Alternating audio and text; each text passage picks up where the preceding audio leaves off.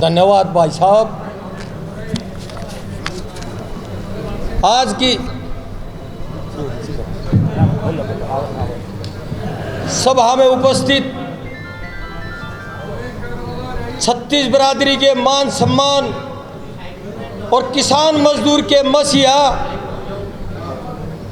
हरियाणा प्रदेश की राजनीति में लौह पुरुष, 5 बार के मुख्यमंत्री चौधरी ओम प्रकाश चौटाला जी, बहुत ही आदरणीय, संघर्षशील और रात दिन मेहनत करने वाले हमारी पार्टी के अध्यक्ष हमारे भाई नफे सिंह राठी जी, भाई जय भगवान पहलवान जी, भाई एसपी चार साहब, भाई रमेश चार जी, व मंच पर उपस्थित मेरे सभी सम्मानित साथियों, मेरे सामने बैठे हुए पिता तुल्य मेरे सम्मानित बुजुर्गों, नौजवान साथियों और आज की सभा में उपस्थित मेरी माताओं बहनों साथियों, आज कार्यकर्ता मीटिंग और कार्यकर्ता मीटिंग भी जननायक चौधरी देवीलाल, जो हिंदुस्तानी नहीं पूरे विश्व के अंदर किसान मजदूर के मसीहा के रूप में जाने जाते हैं, उनका जन्मदिन मनाने के लिए, उनको श्रद्धांजलि प्रकट करने के लिए 25 तारीख का निमंत्रण देने के लिए आज पार्टी कार्यकर्ताओं की मीटिंग बुलाई गई है। तो मैं कोई ज़्यादा बड़ी बात ना करते हुए आप सभी भाइयों के बलबूते पे और मंच पर जो झज्जर जिले के एक से एक योद्धा कार्यकर्ता और नेता बैठे हुए हैं, उनके बलबूते पर चौटाला साहब को एक ही आश्वासन देना चाहता हूं कि चौटाला साहब आज नफे सिंह राठी के अध्यक्षता में झज्जर जिले की हरियाणा प्रदेश में पहली छुट्टी है, सबसे ज्यादा आदमी झज्जर जिले से आएंगे। और आपकी पहली छुट्टी मंजूर जब होगी जब एक एक मेरा भाई, एक एक चाचा ताऊ, एक एक कार्यकर्ता और महिला शक्ति की प्रतीक मेरी ये बहनें आज से ही संकल्प लेके कि एक एक व्यक्ति को 36 बिरादरी के भाइयों के चौधरी देवीलाल को नतमस्तक और उनको सच्ची श्रद्धांजलि देने के लिए रैली में भाग लेंगे। कुछ भाइयों को अभी बता रहे थे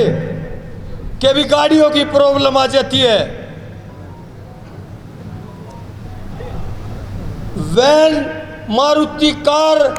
जीप, बस और ट्रक तक भाड़े पर कर लियो, किराए की कोई चिंता नहीं, आपका भाई नरेश पर ध्यान देगा। पूरे झज्जर जिले की। साथियों, अध्यक्ष जी के आदेश हुए हैं कि अभी शॉर्ट में आज ये बात भी किसी से छुपी हुई नहीं है कि भारत की राजनीति में जननायक चौधरी देवीलाल युग पुरुष का जो कद था वो विश्व में किसान मजदूर के मसीहा के रूप में जाना जाता है। विश्व में ख्याति प्राप्त नेता थे हमारी पार्टी के, जो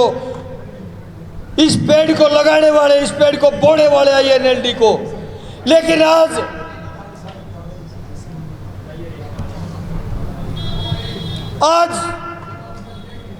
गर्व की बात यह है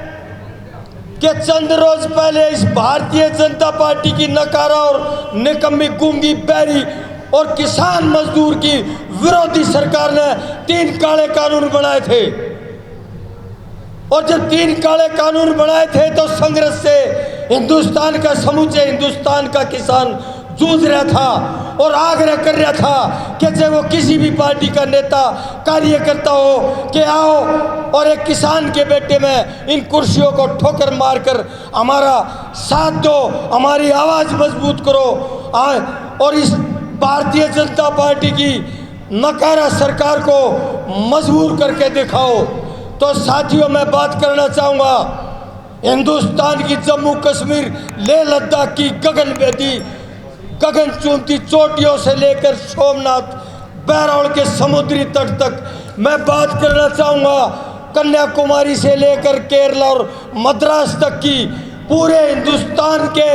नेता मुख दर्शक होकर देख रहे थे। और एक ही शेर जो चौधरी देवीलाल का संस्कारी पोता और उनके नक्शे कदम पर चलने का परिचय देते हुए चौटाला साहब ने ऑर्डर दिए कि सारी बातें बाद में और किसानों के हित सबसे पहले बेटे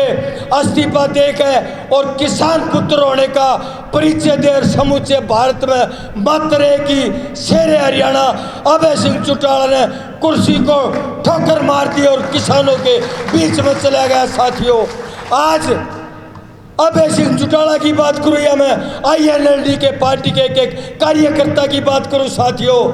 एक INLD पार्टी लड़ रही है किसानों के हितों के लिए, मजदूरों के हितों के लिए और दलित वर्ग का जो रहन सहन और व्यवस्था है उसको ऊंचा उठाने के लिए, जो गरीबी रेखा की लाइन में सबसे पीछे नागरिक खड़ा है उसके हक हकूक की लड़ाई लड़ने के लिए। और एक नेता लड़ रहा है,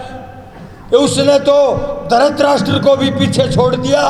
कि इस हरियाणा प्रदेश को चाहे पाकिस्तान में लड़ा दो। भूपेंद्र सिंह हुड्डा लड़ रहा है कि मेरे ही दीपेंद्र चंपू को मुख्यमंत्री बना दो, चाहे हरियाणा ने पाकिस्तान में लड़ा दो, दस्तक करा होगा। और चोर मचाए शोर,